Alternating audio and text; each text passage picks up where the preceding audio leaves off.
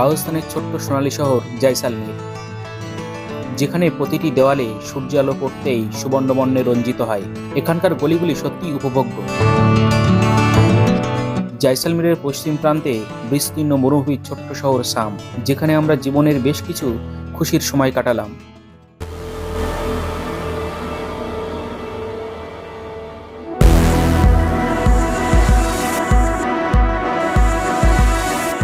এখানে কাটানো প্রতি সেকেন্ড সত্যি উপভোগ্য। কলকাতা টু রাজস্থান রাইডের 7 নম্বর এপিসোডে লাঙ্গাওয়ালা থেকে সামের যে অ্যাডভেঞ্চার রাইড, সেই রাইডটা তুলে ধরবো, এবং সবশেষে সামে গিয়ে সাম স্যান্ডউইচে যে অ্যাক্টিভিটি, সেই অ্যাক্টিভিটি তুলে ধরবো।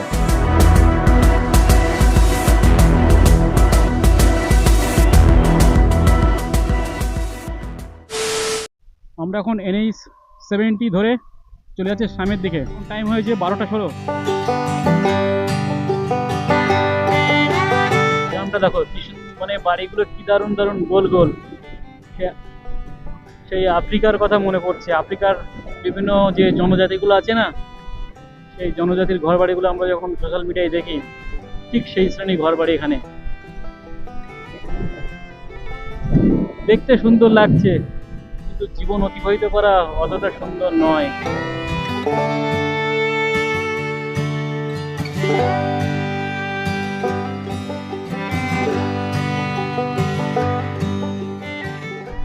আর বালি পুরো রাস্তার উপরে চলে এসছে অনেক অনেক জায়গায়। এইগুলো থেকে তোমরা যখন গাড়ি চালাবে খুব সাবধান, কারণ ভিজে বালি কিন্তু গাড়ির চাকায় অনেক গ্রিপটা অনেক বেশি করে। কিন্তু এই যে যত শুকনো বালি, আর এই যে কি শুকনো সেটা বলে লাভ নেই, এই বিভৎস স্লিপ করে। ওই জিনিসটা সবসময় জন্য একটু দেখে চালাবে। অনেক অনেক জায়গায় পুরো রাস্তার উপরে বালি চলে এসছে। মানে এত সুন্দর, এত ইমেজিং জায়গা দিয়ে বাইক চালাচ্ছি আমি, যে কি বলবার। অন্য বর্ডারের সঙ্গে অতটা মজা না পেলেও পাকিস্তান বর্ডারে বাইক চালিয়ে কিন্তু বিশাল মজা লাগছে। আগে রাস্তা হয়তো উপর দিয়ে ছিল, কংক্রিটের একটা ছাপ দেখতে পাচ্ছি, বাট এখন রাস্তার নিচ দিয়ে।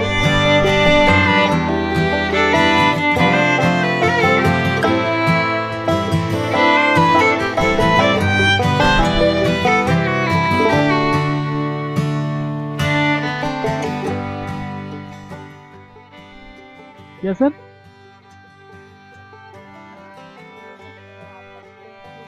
नहीं, ओह हाँ, अभी तो चालू है। ऑफ करूँ? अच्छा, कोई डॉक्यूमेंट क्यों लगेगा नहीं? वो गाड़ियों के लिए, हमारा नहीं। हाँ, साल लेके वेस्ट बंगाल। हाँ, हम भी दोस्त हैं। ठीक, हाँ हाँ हाँ सर, हाँ ये मेरा आईडी है। ঠিক আছে, হ্যাঁ হ্যাঁ হ্যাঁ। আমি প্রথম ভাবলাম এটা মানে চেকপোস্ট হবে, বাট পরে দেখলে টোল প্লাজা। অনেকক্ষণ পরে মানুষের সঙ্গে একটু কথা বলে ভালো লাগছে। তোমাদের রাজস্থান রাইডটা তোমাদের কেমন লাগছে অবশ্যই কমেন্টে লিখবে। আর যারা তোমাদের চেনা পরিচিত কেউ যদি রাজস্থান রাইড করতে চায়, তাহলে যদি মনে করো আমার এই ভিডিওর মধ্যে হেল্পফুল কিছু আছে, তাহলে অবশ্যই তাদেরকে শেয়ার করো। হ্যাঁ, না না, 68 সাম 39, এখনো 39 কিলোমিটার যেতে হবে আমাদের সামনে যেতে গেলে। দেখাচ্ছি যে হ্যাঁ, NH 17 এই রাস্তা ধরেই যেতে হবে। এটা একটা শর্টকাট আছে একটা, বাট রাস্তাটা ভালো হবে না। ঠিক আছে, আমরা হাইওয়ে ধরেই চলবো।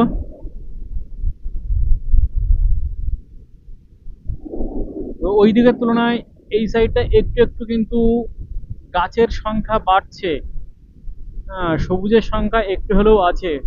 ওই দিকটা একেবারে মানে মরুভূমির সেই চরম জায়গা ওই সাইডটায়। আর ওই দূরে একটা গ্রাম দেখা যাচ্ছে মাঠের মাঝখানে, মানে মাঠে বলছি সরি, মরুভূমির মাঝখানে গ্রাম। এই যে সাম এখন 34 কিলোমিটার, জয়সালমীর 78, সাম 34 দেখাচ্ছে, বাট আমার এখানে দেখাচ্ছে 42, কারণ আমি সাম থেকে আমাদের যে ডেজার্ট সাফারির জন্য যেখানে বুকিং করেছি, কাসম ডেজার্ট সাফারি, ওখানে এখন দূরত্ব 42 কিলোমিটার। রাজস্থানকে নিয়ে যেখান থেকে ভেবেছি যে রাজস্থানে বাইক চালাবো, সেখান থেকে এই রাস্তায় চালানোর স্বপ্ন আমার একটা ছিল, সেটা আজ সার্থক হলো। মাঝখানে ফুয়েল ভরিনি বলে একটু ভাবছিলাম যে না রামগড় হয়ে চলে যাবে, রাস্তায় যাব না, বাট দেখলাম ফুয়েল যা রেঞ্জ আছে এখনো আছে 226 কিলোমিটার, আর আমার যেতে হবে মাত্র 86 কিলোমিটার। আর সামনে যদি পেট্রোল নাও পাই তাতেও চাপ নেই, ওখান থেকে আর 20-22 কিলোমিটার গেলেই হচ্ছে জয়সালমীর। আমরা এর আগে খুব সুন্দর এবং চওড়া রাস্তা চালাচ্ছিলাম, এখন NH-70-এর অবস্থা এই হয়ে গেছে, একদম এদিকে মরুভূমি এদিকে মরুভূমি, মাঝখান দিয়ে একদম এবড়ো খেবড়ো রাস্তা একটা। এবড়ো খেবড়ো রাস্তা মিনস রাস্তা ভালো কিন্তু প্রসারিত নয়, মেনটেনেন্স নয়, তার মধ্যে দিয়ে যাচ্ছি। আর ও বলছে যদি পাশ থেকে কোনো বন্য পশু যদি আক্রমণ করে তো গেল। হ্যাঁ, আমাদের সামনে যেতে এখনো 13 কিলোমিটার বাকি আছে, মানে সাম বেশি বাকি নেই, সাম বাকি আছে 9 কিলোমিটার, আর আমাদের হোটেল যেতে বাকি আছে 13 কিলোমিটার।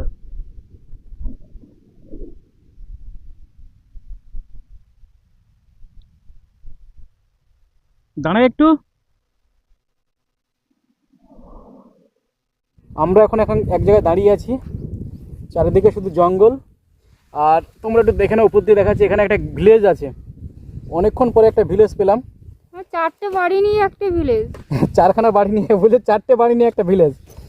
ও বলছে এখানে মানুষরা বাস করে কি করে, ওকে ভাবছি এবার এখানে ছেড়ে দিয়ে যাব, এখানে ছাগল গরু চড়াবে আর থেকে যাবে।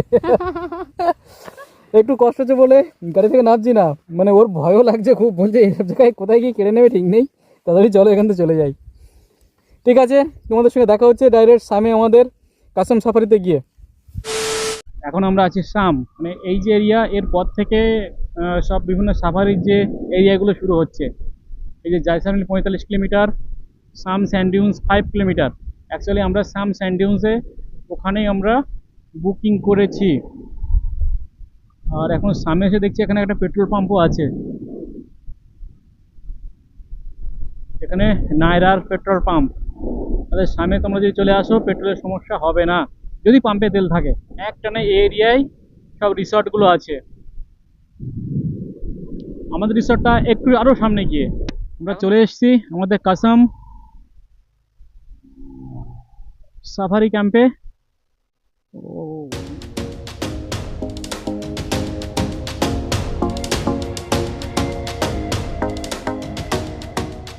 আমরা কাসম ডেজার্ট সাফারি চলে এসেছি। আমাদের যে টেন্টটা আছে, এই টেন্টটা আমাদের, টেন্টটা বেশ সুন্দর, আমি ভিতরে একবার গেছি তো তোমাদের দেখিয়ে দিই। আর টেন্টের ভিতরে প্রবেশ করলে আমাদের টেন্ট নম্বর হচ্ছে 117 আর এপাশে একটা বেড রাখা আছে, জাস্ট তার উপরে আমরা আমাদের riding gears, saddle bag, tank bag সব রাখা আছে, টেল ব্যাগ ট্যাগগুলো। আর এখানে বেডটা খুবই সুন্দর, পুরো কিং সাইড। এই বেডে মিনিমাম 3 জন থাকা যাবে, আর এখানে যদি কেউ থাকতে যায় এখানে একজন থাকতে পারবে। বেডের দুপাশে, এপাশে এবং এপাশে টি টেবিল বা বেড টেবিল যাই বলবেন একসঙ্গে অ্যাটাচ করা আছে। আর এখানে কুলার। আর ওয়াশরুমটা তোমাদের দেখাই, ওয়াশরুমটা খুব সুন্দর।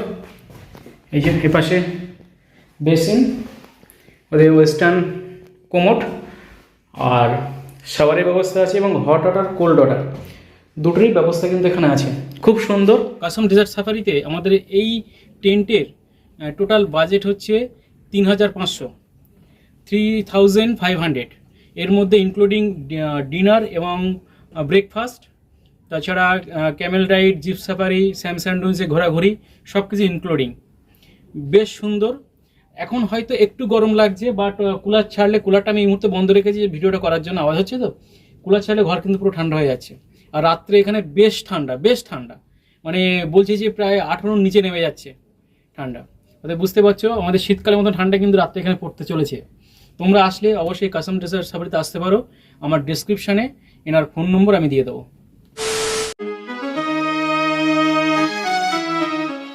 স্যাম স্যান্ডুন্সে আসার পরে আমাদের এবার ডেজার্ট সাফারি শুরু হয়েছে। আমরা ডেজার্টের মধ্যে গিয়ে বিভিন্ন অ্যাক্টিভিটি করব।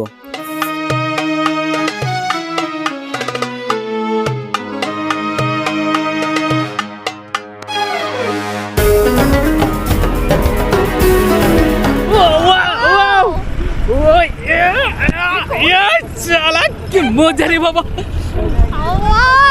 আসছে সামনে একটা, আসছে আসছে আসছে, ওই ওই বহুত মজা আ রহা হ্যায়।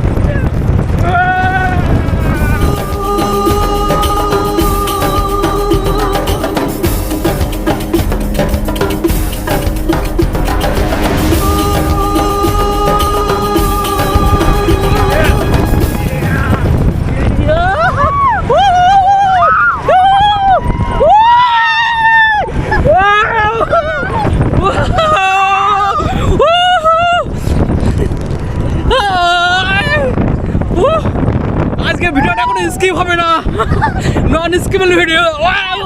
ইয়েস ইয়া ইয়া ও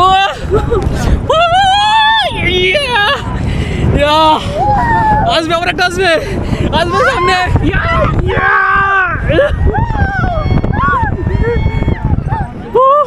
ইয়া ইয়া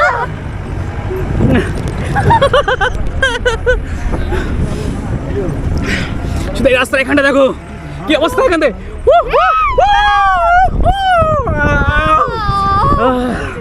নিচে নেমে মজা।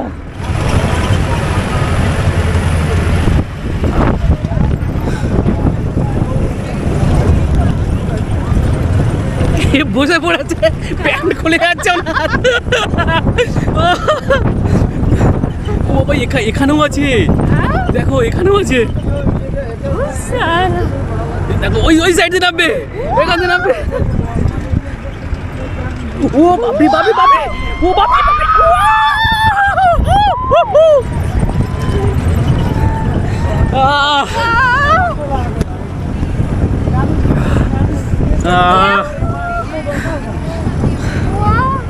ঠিক আছে, দেখো কঠিন জায়গায় নিয়ে যাচ্ছে। ওরে বাপরে কি জায়গা রে, জায়গা রে বাবা, জায়গা রে।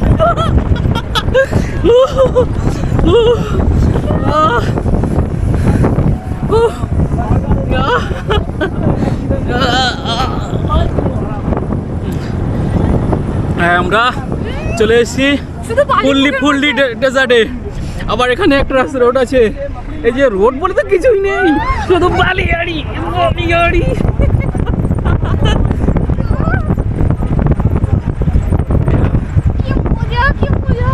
কি মজা, কি মজা, চলো চলো চলো।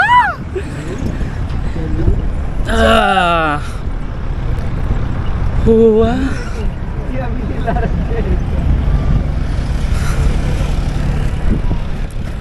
Oh, Aljana. Wow.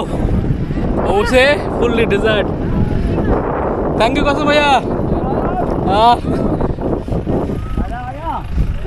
बहुत मजा आया, बहुत मजा आया, बहुत मजा। আমরা এখন আছি ফুললি ডেজার্টে। এ হচ্ছে কাসম ভাইয়া। जैसलमेर आ रहे हो तो कासम भाई के साथ सफारी जरूर करना। ভিডিওতে ডেসক্রিপশন বসে কাসম ভাইয়ের নম্বর দিয়ে দেবো, তোমরা অবশ্যই। कैसा लगा आपको सफारी? बहुत अच्छा लगा, बहुत अच्छा मजा लगा, आ गया ना? मजा आ गया। হ্যাঁ, লোকটাকে একটু চিনে রাখুন, ভীষণ ভদ্রলোক, ভালো লোক, ভালো লোক, ভালো লোক। উঠে বসো। ये वाला इधर आओ, बोलो सीधे पैर तो হ্যাঁ হ্যাঁ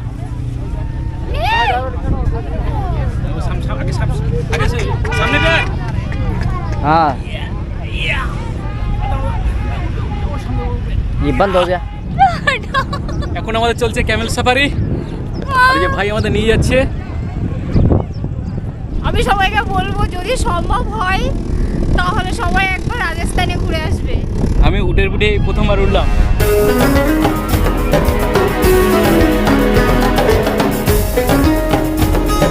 আমি মৃণাল, আমি সাগরিকা।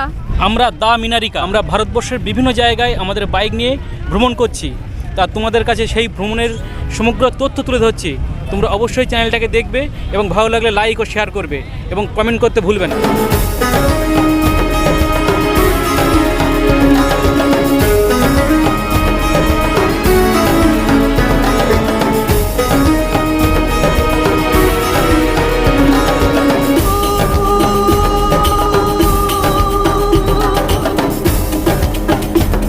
লাইক সেরা একটা মুহূর্ত কাটাচ্ছি থর মরুভূমিতে, খুব ভালো লাগছে।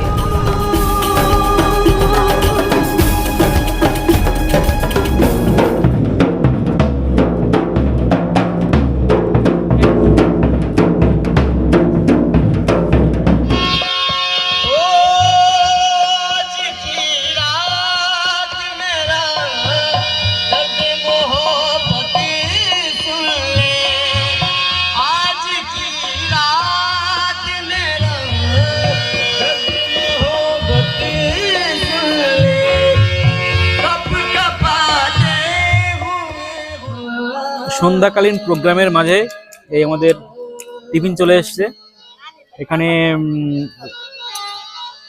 পকোড়া আছে আর ফ্রেঞ্চ ফ্রাই। বেশ, আমারটা খাওয়া হয়ে গেছে, ওরটা হাফ আছে, এখন ওরটা আমি খেয়ে উদ্ধার করছি।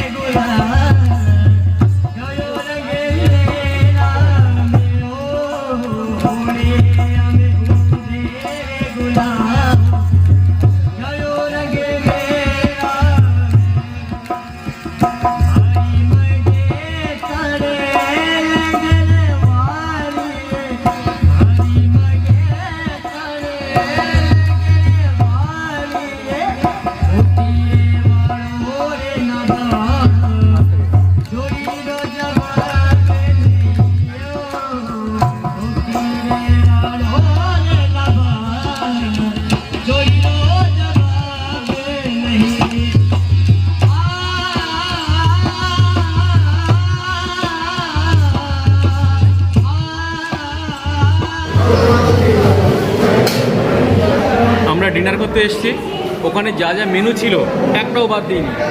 এটা ডাল, এটা হচ্ছে পনির, এটা সবজি, এটা কি জানি না, এটা চুরমা হবে হয়তো, আর এটা একটা কিছু একটা হবে।